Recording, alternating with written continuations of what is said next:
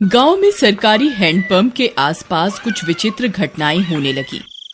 सभी लोग उन घटनाओं से अचंभित थे। अरे दीदी, का तुम रात सुने रही? ई हैंडपंपवा खुदे चलत रहा। राती 12 बजे भला कौन पानी भरे आई? हमें तो बहुत डर लागत बा।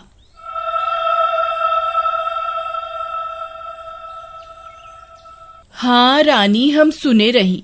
हमार रिंकिया के पापा तक कहत रही कि हम जाके देखा। हम उनके रोक लिहिस। कौन जाने का बला हुई। फिर उसी रात फिर से 12 बजते ही वह हैंडपंप खुद से चलने लगा।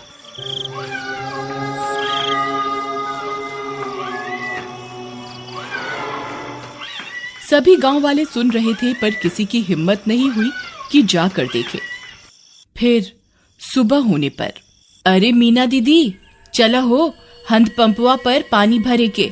हमें अकेले जाते डर लागत बा। फिर वे दोनों हैंडपंप पर जाती हैं। वहां पहुंचकर उनकी आंख फटी की फटी रह जाती है। वहां किसी के पैर का निशान होता है जो इंसानी पैर से दुगने साइज का होता है। ई देखा हो रानी, हम कहत रहे ना कुछ गड़बड़ जरूर बा। ई देखा, भला किस इंसान के इतना बड़ पैर हुई। तभी वहां पिंकी आ जाती है। अरे दीदी, क्या हुआ?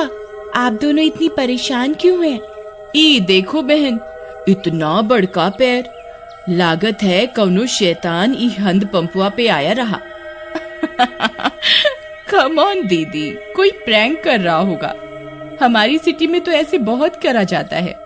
अरे आप शहर से आई रही पिंकी बहन, आप ये सब ना समझी। फिर रात होने पर हैंडपंप फिर खुद से चलने लगता है।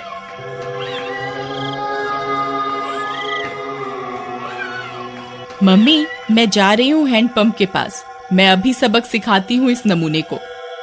फिर जैसे ही पिंकी वहां पहुंचती है, वह दंग रह जाती है।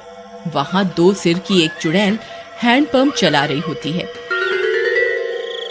पिंकी के पसीने छूट जाते हैं। आ गई? बहुत इंतजार कराया तुम गांव वालों ने। 2 दिन से कोई खोपड़ी खाने को नहीं मिली। मेरा तो सिर ही दर्द हो गया ये हैंडपंप चला चला के। कितने दिनों में एक शिकार आया है। पिंकी हाथ जोड़कर अपने घुटनों पर बैठ जाती है। चुड़ैल जी, आई एम सो सॉरी। मुझे लगा कोई गांव वालों से प्रैंक कर रहा है। मुझे माफ कर दो चुड़ैल जी। मैं तो पास के शहर में पढ़ती हूँ, इस गांव में घूमने आई हूँ।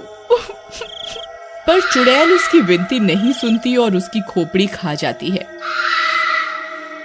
फिर अगली सुबह, अरे मीना बहन, देखत हो, आज तो यहाँ खून भी पड़ा बा। कौनो अनहोनी हो गई लागत बा। तभी पिंकी की माँ वहां आ जाती है। अरे कल रात से मेरी पिंकी घर नहीं आई। वो रात इस नल पर आई थी। हाँ, ये खून कैसा पड़ा है? कहीं ये मेरी पिंकी का तो नहीं।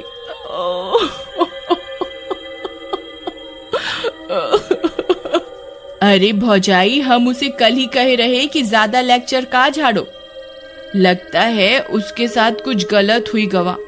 थोड़ी देर में झाड़ियों में उन्हें पिंकी की सिर कटी लाश दिखती है।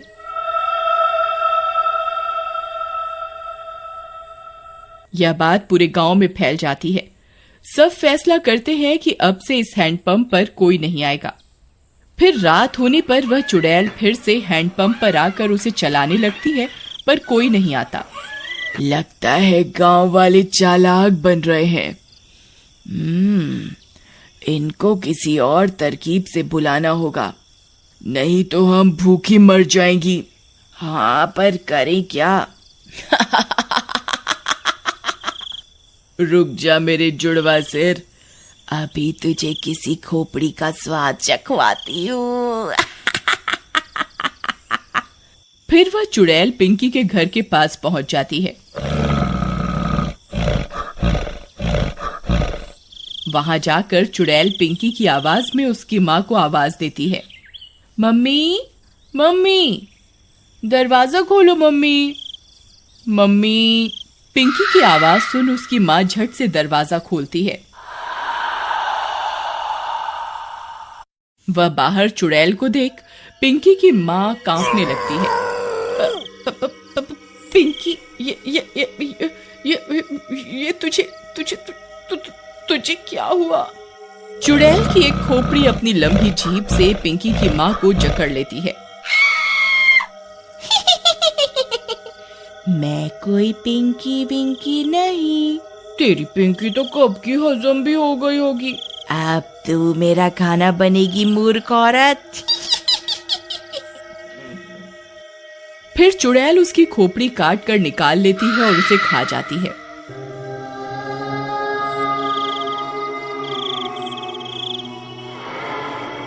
फिर सुबह होने पर पिंकी की माँ की सिर कटी लाश देखकर पूरे गांव में हाहाकार मच जाता है। किसी को कुछ समझ में नहीं आता कि ये कौन कर रहा है और क्यों कर रहा है। सुनत हो जी, उस शहर वाली माँ बेटी के कोई मार के मुंडी गायब कर दिया रहा। लगता है कोनो भूत पिशाच ही सब कर रहा है। तुम बाहर ना जावा, तुमका कुछ हो गए तो हम का करब? अरे हमका कुछ ना होई। हम जात रहे वो हैंड पंपवा के आसपास सीसीटीवी कैमरा लगाई खातिर, हाँ, ताकि देख सकें आखिर मामला का बा। फिर वह गांव की कई दीवारों पर सीसीटीवी कैमरा लगा देता है। रात होने पर वह चुड़ैल वापस आती है। वह थोड़ी देर हैंडपंप चलाती है पर कोई नहीं आता। वह गांव में पिंकी और उसकी माँ की आवाज निकालकर सबको बुलाती है पर कोई नहीं आता। लगता है गांव वाले बहुत होशियार हो गए हैं, कुछ करना पड़ेगा। हाँ, कुछ तरकीब सोचो, नहीं तो अगर हम 2 दिन भूखी रही तो मर जाएंगी। गांव वाले हैंडपंप से पानी नहीं भर रहे पर कुएं से तो भर रहे हैं। हम चलकर कुएं में बैठ जाती हैं। जैसे ही कोई आएगा तुम अपनी लंबी जीभ से उसे अंदर खींच लेना, फिर हम उसे खा जाएंगी। हाँ, सही कहती हो। फिर वह चुड़ैल कुएं में जाकर छिप जाती है। सुबह होने पर, अरे सुबह सुबह कहाँ जावत बा? रात तू शैतानी शक्ति सारे गांव में घूम रही। अरे तू डरा ना, हमार राजकुमारी, हमका कछु ना हुई। हाँ, हम जाए रहे सीसीटीवी कैमरा से रिकॉर्डिंग ले खातिर। हाँ, अच्छा जावत ही हो तो मटका में पानी भर लावा कुआं से। फिर रानी का पति मटका लेकर निकल जाता है। अरे पहले रिकॉर्डिंग निकाला कि कुएं पे जावा? चलो पहले कुएं पे चलते हैं, नहीं तो वहां भीड़ हो जाए। फिर वह कुएं पर जाता है। जैसे ही वह कुएं में अपना घड़ा डालता है, चुड़ैल का सिर अपनी जीभ से लपेट कर उसे अंदर खींच लेता है। वह कुछ बोल भी नहीं पाता और चुड़ैल उसकी खोपड़ी खा जाती है।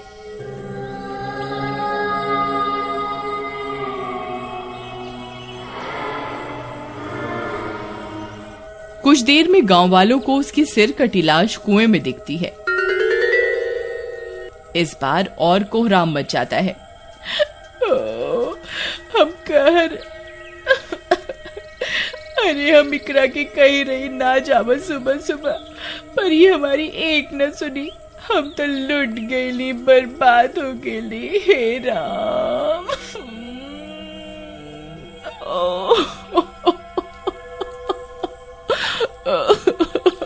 पर तुहार पति सुबह सुबह आया क्या करने रहा?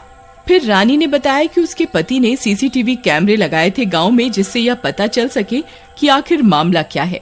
फिर वे सब गांव वाले सीसीटीवी कैमरे से रिकॉर्डिंग निकालते हैं, टीवी पर चलाते हैं और चुड़ैल का सारा सच उनके सामने आ जाता है। वे यह भी सुन लेते हैं कि अगर वे चुड़ैल 2 दिन भूखी रही तो मर जाएंगी। गांव वालों, हमारे सामने एक बहुत खतरनाक दुश्मन है।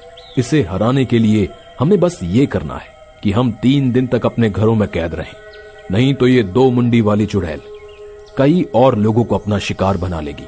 मैं गांव में 3 दिन के लॉकडाउन का ऐलान करता हूँ।